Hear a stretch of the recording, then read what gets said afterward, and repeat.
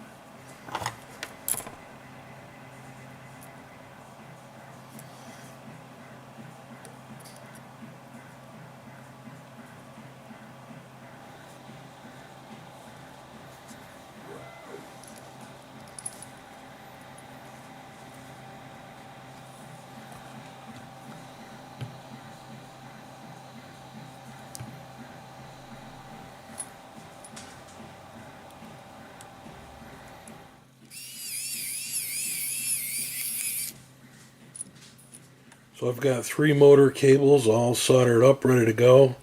Each one's 9 foot long. So what I wanted to do is make a box on my 3D printer, like a isolation box, and my pins will come out of it for my homing and limit switches. And I may need an isolation circuit in the box later. It depends on if I get interference or not from my long cable runs. But it would still be nice to have a box there for the connections, even if I don't need the isolation. And so I was going to go ahead and design it in SolidWorks, and I thought, hey, let me look in Thingiverse first and see if there's anything there. And sure enough, somebody's already designed a nice little box that I think will work perfectly.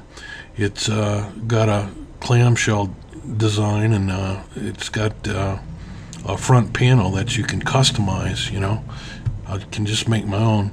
This may work though. There's a serial, like a DB9 connector on the front. That's what I'll need. And then I'll need I won't need this square, but I'll need like a cable harness coming out of here. But anyway, this is going to be for my DIY breakout box, and it might have isolation, it might not. We'll see that in the future. But anyway, I brought it into Cura, and look at it, pretty nice design. You can see this panel fits right down in this groove, and the pieces just snap together.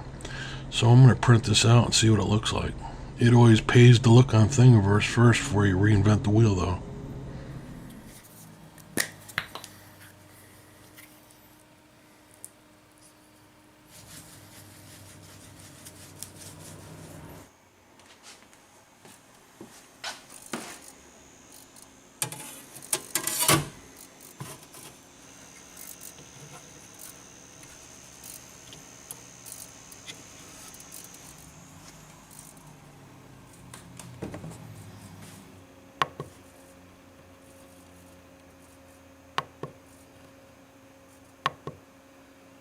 Now we wait.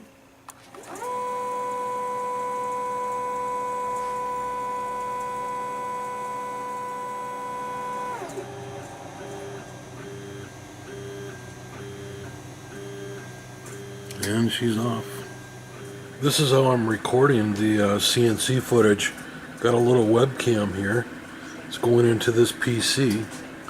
And then we're recording one frame every minute. And there's all the frames there. And then Steve will take them in editing and splice them all together and make a little movie out of it.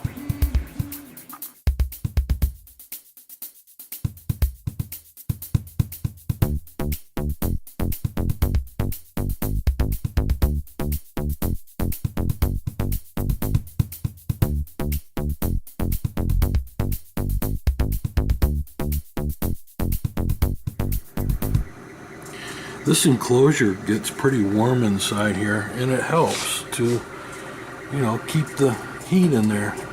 81.8 degrees Fahrenheit. Just finished. Let's let the heat out of there. Little fan spinning up in there. Let it cool down and I'll pull her out.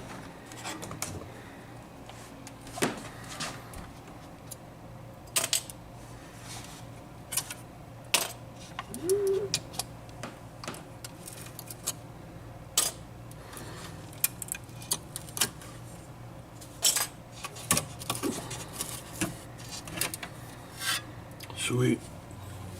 Fresh off the printer, looks like a pretty good print.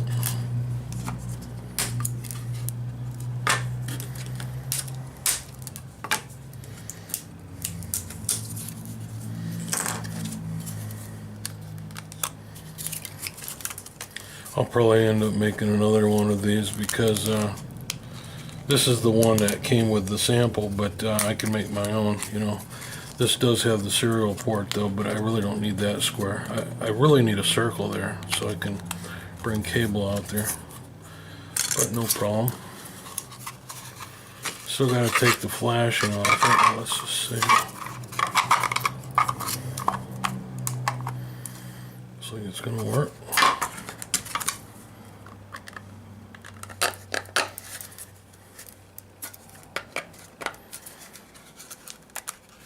Well, I got it together, and it goes together, but I should have checked this model more closely.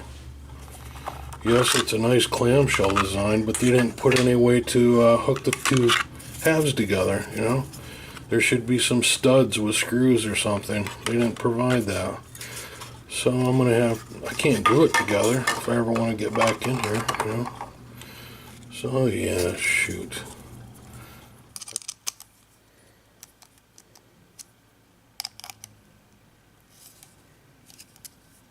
I'll show you how you assemble these 9-pin sub connectors. These came from Radio Shack.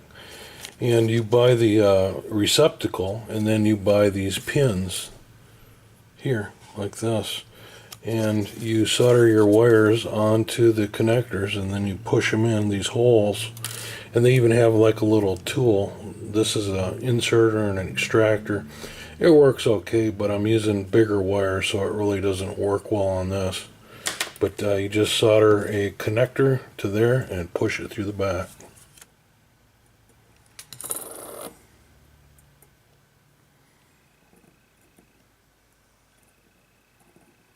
And we'll put it in this one here. This will be pin 11.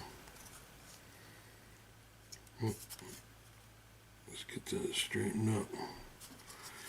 Just push it in.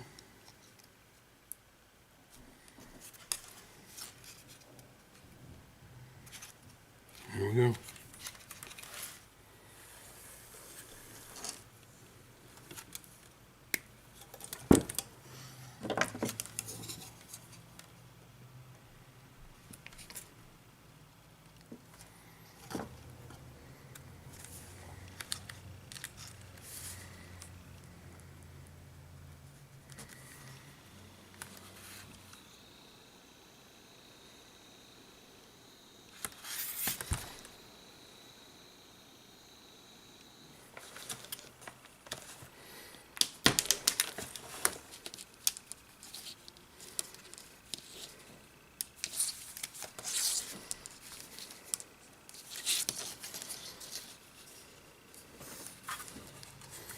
So there's plenty enough room in there for a circuit board if I decide I need to make an isolation circuit. But come on about this cover. Jeez. Don't post anything to Thingiverse unless you got a good plan. I'm going to have to glue this stupid thing together or something.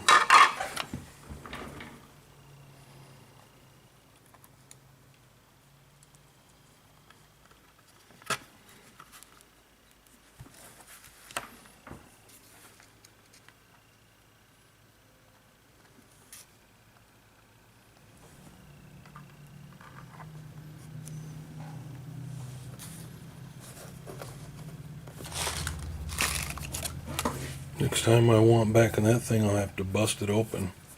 That's okay, I don't like it anyway. I guess I'll do something else to that glue dries, huh? I just ordered some wire from Hobby CNC, the place where I got my circuit board, and here's their card that came in the box, so if you're interested in buying products from them, they're pretty good. Shadow's listening to some of her favorite YouTube videos.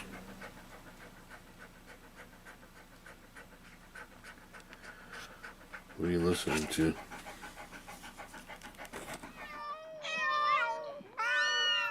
There's something in there. Well, it's been kind of a long road, but we finally completed our CNC stepper motor controller. And here's all the parts. The actual controller itself, all hand built.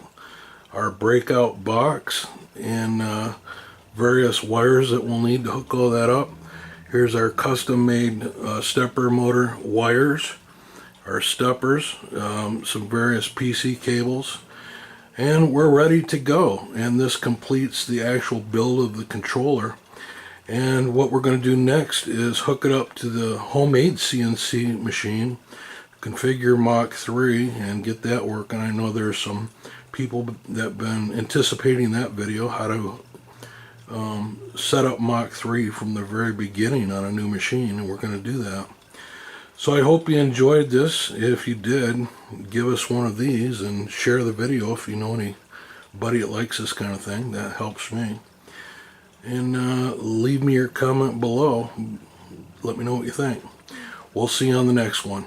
Thanks for watching. Bye for now.